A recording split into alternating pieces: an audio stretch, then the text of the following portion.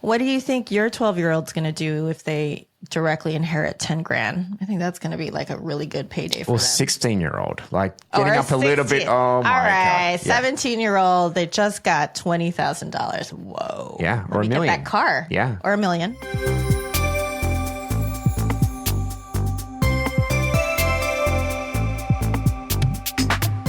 Welcome to Cover Your Assets, your podcast for navigating the financial side of divorce. I'm Josephti Cruz, and I am here with my co-host, Jade Eagles. Life doesn't always deal you the best hand, but we're here to help you CYA in every way, because when it comes to your assets, it's all about playing your cards right. I was thinking about it, and I love to control everything, and I'd love to continue controlling things from the grave. Yeah, that's a little creepy. Yeah, just like reaching out from the dirt. Yeah, that's a good way to scare the kids. So. Yeah. I do like to talk about stuff that scares the kids. So another thing that scares kids and adults probably is estate planning. Oh, wow. I think that's... Hello, listener. Is anyone there still? Estate planning. We've talked about this word before, or this term, right? That's right. But we're going to kind of look at it a little bit differently now, aren't we? So yeah, so this is sort of like a Halloween themed episode, I would say, but in the middle of July, because it's actually just before July 4th. Yep. But let me tell you something scary right now. What if I told you that during the divorce process, even if you have no estate planning documents and you die, even some of your separate property, all or some of it, could end up with your spouse, in addition to, of course, all the marital property that's supposed to be split. God damn, that would make me die. Well, I guess I'm already dead, though. No, you're not supposed to die. Oh. Do not die during right. the divorce process. Do not cross the street. Don't even get in your car. That's right, because I'm still alive, aren't I? Order groceries from home. Just don't go anywhere. Yeah. But yes, if you don't have anything in place, estate planning documents, during the divorce process... And you kick the bucket. And you kick the bucket for some reason during that process. Stuff that shouldn't even go to your spouse, like separate property, could potentially. Yeah. Yeah. That's scary. That's not good. That's not good for my control freak nature. I can see why you're reaching up from the, underneath there. Yes. Yes. All right. So we are going to be talking about estate planning updates during divorce and post-divorce. Correct, yeah. Because there's distinct differences on things that you can do during, might not be able to implement them on some of them. And then there's obviously things that you can do after the divorce is finalized. Yeah. So we're going to talk about updating those various estate planning documents like wills, trusts, power of attorney, blah, blah, blah. After divorce or even during divorce. What's blah, blah, blah again? Okay. Well, we'll talk about it in a second. We're also going to look at revising beneficiary designations for various different accounts, including different insurance that you might have. Retirement, stuff like that. And then considerations regarding guardianship and inheritance planning for kids, minor kids. Yeah. Yeah. So what we're trying to do here is, you need to kind of, look at your assets today and, decide on how you want them to be divvied up. Tomorrow. Yeah, tomorrow. So I've said this before. I don't know why it makes me giggle, but about how marriage is all about love and divorce is all about money. I think it's just sad. It's sad, but it's funny. It's got a good little, ring to it, though. So I think that's why. So I think really why I want to talk about this today is because if you're going to fight so hard to get, half your assets during the divorce, you want to make sure that you can also control who they go to. I mean, it would really suck if it went back to your spouse. Yeah. Right? Just because you forgot to change a beneficiary designation on an IRA and you fought through that divorce to get that IRA and then you die and then it goes back to them, that would suck. Yeah. You've shared a story beforehand where you had a client who was wrestling trying to find out whether or not maybe my ex, felt sorry and they wanted to give me this as a gift. It's like, whatever. Yes. So I'll talk about it again. I'll recycle that story. But yes, my client got the surprise of his life. Years after he got divorced, his ex-spouse died and left him millions of dollars in a retirement account and with no note. And the person died of natural causes. They were ill, but there was no note, no explanation why he ended up with millions of dollars all of a sudden. And, I don't know that it bugged him, but it made him wonder. It's like, is this his apology to me? Or did he forget? I don't know. I think they were just trying to justify it in their head there. So I think it was a forget. It might have been a forget. Yeah. Make sure that you're not forgetting. If you want to leave your spouse something when you die, okay, fine. Put a note with it. I don't know, but make sure it was on purpose. Yeah. All right, so I digress. I was doing some really interesting reading the other night, of course. You've got a good history of reading some interesting things. What did you learn this time? Just some court case, really fun stuff. Yeah. Bavel versus Bank of America. I remember that one. Yeah, of course. Didn't we all? Yes, of course. So tell me more about this one.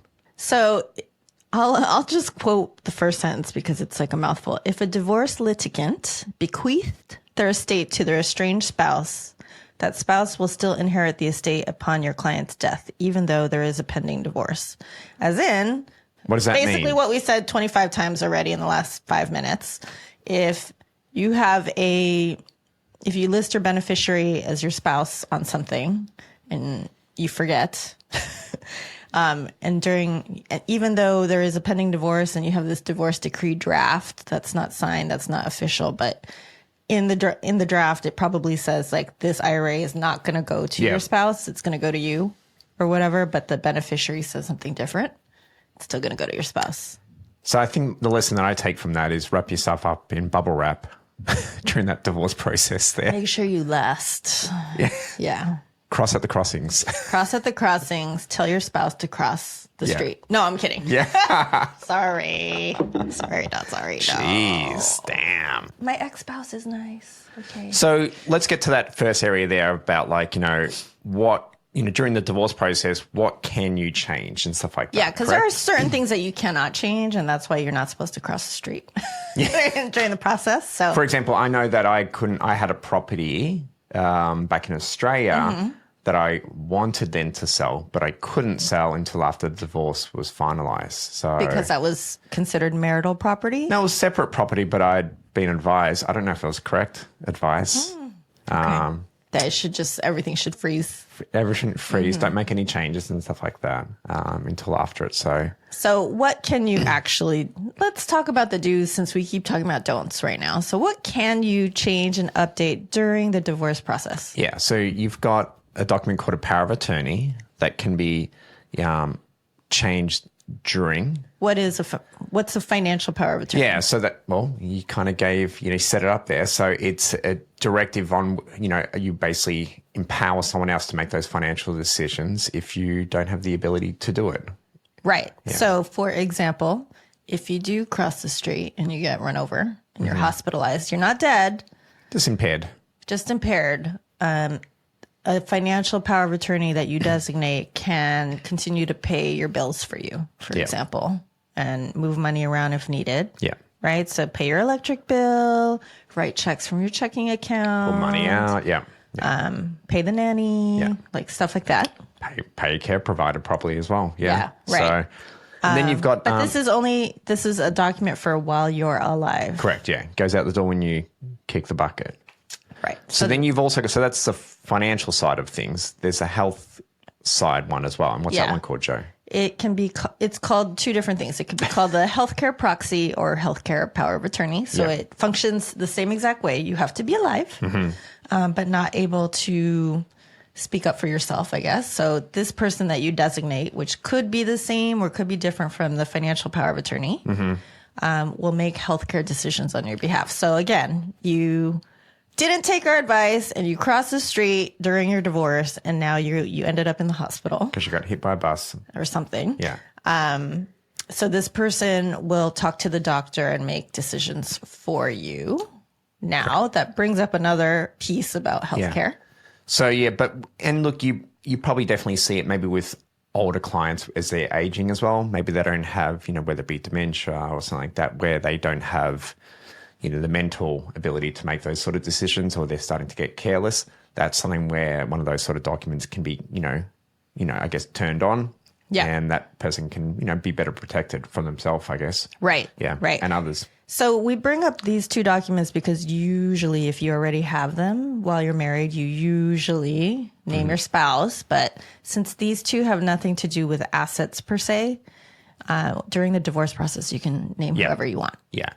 But to pair the healthcare power of attorney with another document, there's something called a Advanced Healthcare Directive. So or living will. Yeah. And that's kind of allows you to kind of give some, I guess, tailored advice or directives to the person who's acting in that capacity of the healthcare directive there. So, a quick one would be like, hey, I don't want to be resuscitated, or, only keep me, I don't want to feel any pain. So up all the drugs and stuff like that. Yeah. So I always think of the healthcare directive as your way of expressing your specific wishes that you want your healthcare power of attorney to behave so that they could be relieved of that guilt and that burden of making these very hard decisions on your behalf.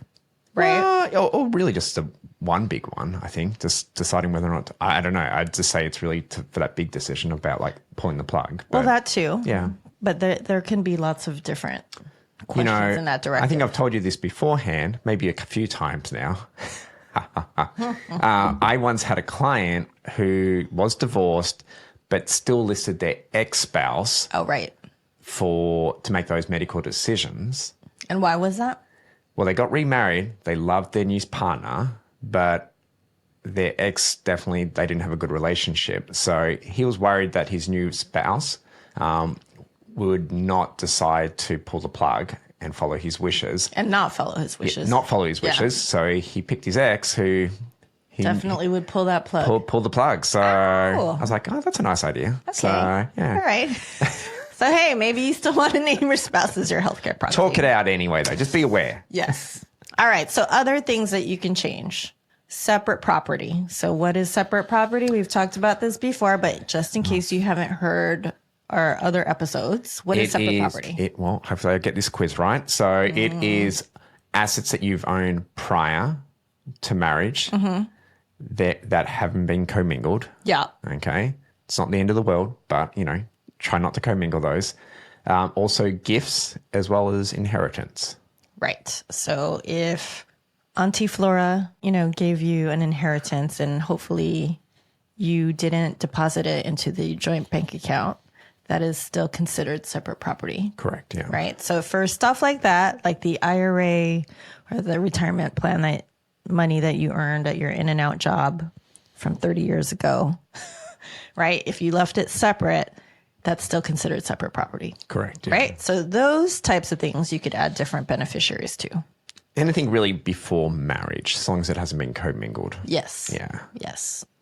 Stuff that is marital property, community property, look, that's why you don't cross the street, right? You got to stay alive to get your half. And it's not saying that you maybe can't get something that maybe has been commingled, but you can't really go around making those changes until the whole divorce process is finalized. Right. There. Commingled meaning, again, like maybe it was separate property. Maybe you did get that gift from somebody, but you put in the joint checking account. So now it's commingled with paying joint bills assets. out of that and stuff like that. Yeah. So they're assets, they're things that you can do during the divorce process. Okay. In preparation for it. Yeah. And then there's things that you have to wait till after. Okay. And those are what? So for the marital assets that you're likely to end up with, right, post-divorce, you're going to have to wait, right, to change beneficiaries. Or I guess even if you put it in, but you you die during the process, it's still going to be marital property. So, for example, what I did during my divorce, I did go see a trust attorney to get a new trust created, a revised one, taking my ex out. But I waited to really execute it until the divorce was final, because it didn't matter. It wasn't gonna work during the divorce process anyway. So I waited till after to sign it and finalize it. Well, look at you. Very good. Control freak. But a perfect example of what you probably should have done. And what not to do, Jade. Well, we don't need to go into that. I think the audience has already seen that. Let's talk The about listeners it. already have seen that I don't make necessarily always the best decision there. So what did you do, Jade? Or what didn't you do? Yeah, what didn't I do? So to be honest, I didn't update and put in force my own trust until after the divorce. How many years after? I can't. That's where it's like a little grey area. So, and then I actually created the document for quite early, but then it just sat there gathering dust. Yes. So do not do that. And why did you decide to finally execute it? Well, I think you believed because I was going on a race where I might have been in danger of my life, but I don't think that was the case. I think that was accurate. Yeah. Yeah. Anyway. Yeah. So cigarette smoking doctor right here. Thanks, financial Yeah, I advisor. know. I'm definitely preaching always to my clients, and yet there I am. There you are. Smoking that packet of Camels. Great. This is all figurative. He doesn't smoke. No, But of course not. But you do have a trust in place now, yes? I do, and it does feel Okay. better. Look, I still had all beneficiaries all listed and stuff like that for my son, but we'll get into this shortly about mine. Is that the right thing to do? So yes, let's talk about that actually. So both of us have younger kids, right? So younger than 18, so not adults. Yeah. You may think, why do I need a trust?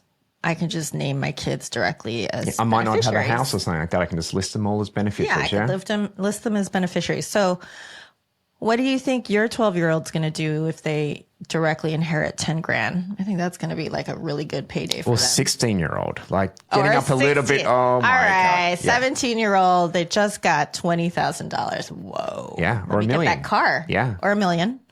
Yeah, with no guide rails. Now, look, that's not to say that there's not some responsible teenagers out there who would probably, meet with a financial advisor and invest it and plan some long-term goals. Maybe they'd buy a Honda Accord versus a Ferrari. Yeah, that's right. Yeah, that's so responsible. there could be though. So we Yeah. shouldn't say that all of them won't. But I tell you now, a lot of them probably would just waste that money. And that's why I think in our job, we actually have clients coming in who do have concerns about their kids inheriting money at a younger age and then spending it. Yeah. And so I like to kind of think of it as like putting up bumpers in bowling. Yes. So you probably, you get to control a little bit, This is controlling from the grave. controlling from the Yes. grave there. So at least you're going to get a pin, yeah? Yeah. You're going to get some of the wishes that you want there. So in a trust, you can designate various restrictions and you can name another adult, a trusted person to manage that money that your kids might inherit from you if they're too young, Yeah. right? So you can put age-based restrictions, for example, like 1/4, they get 1/4 of what they inherit directly at age 25, then age 30, age Up to a 35, certain amount or whatever, something yeah. like that. Or You could put carve-outs where, they can have a certain dollar value or a certain percentage of the assets for instantly for a down payment on a house, or right. some of them I've seen people do academic ones like, Yeah. X amount of money for. You can tell that trusted person, like, hey, this is meant to, the age-based thing is just the money directly to them. But if they're going to go to college, use it for college or whatever other needs that they have, right? We've talked about needs before. So other needs to help them with. And you can give that trusted adult some parameters aside from the age-based stuff. Guardianship. So what is guardianship in the will? So guardianship is where you kind of like having someone basically be responsible for your children, yeah? So Naming a backup guardian Yeah. in your place if something happens to you. now, but keep in mind though, if you are married / were married, and you do have minor kids, unless your ex is an ex-murderer or has Or some other extreme Yeah. exception. there's going to be a strong case that it's going to default to your ex there. Yeah. Okay? Yeah. Doesn't mean that obviously maybe your parents who might be still living or something like that can't have some sort of custody and stuff like that. But I think that's why I like to think of always trying to have a good positive relationship post-divorce there, because it is important for that other part of the family to be involved in those kids' lives. Right. Yeah. Right. So you can always put a backup to the backup, right? So you can name other backup guardians in case something happens to your ex also. That's the good thing about a trust. You can just have Trust and wills. So trust and wills, all these different layers Yeah. to these wishes. Like if this happens, then this is what I want to happen. Yeah. Exactly. So, all right. So we are nearing the end of our episode, which means Oh my God, where did that time go? divorce this or that. Yeah. So So our producer our producer. pitched us one, Yeah. and Do you wanna I'll summarize it, Yeah. I guess, Yeah. and then you can tell me what you think. All right. Okay.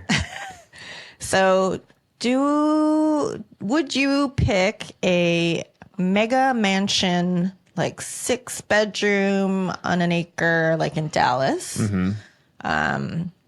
Or would you pick a cute condo in Greenwich Village, right in the heart of New York City, where all the celebrities live? Like right. the coolest part of I like parts of Texas. Don't get me wrong, but I'm not for a giant big mega mansion. It's just the seems mega like mansion might look like the mega mansion next to it in front of it. means I would have to have a maid. I don't like having cleaners and stuff like that. I grew up in Australia where we'd never had maids or cleaners. Just saying. Okay. So I think I'd pick was it a condo? Yeah. Yeah, I'd pick the condo in Greenwich But there's Village. no yard But there's a lot of green and parks and stuff like that in New York, isn't there? Yeah. So, yeah, where the homeless sleep. I'd still pick it, I guess. Okay. So, yeah. All right. I can get out into the mountains. I'm just from there. playing devil's advocate Yeah. here. Yeah. I wouldn't be there for those celebrities. I don't care about them. Whatever.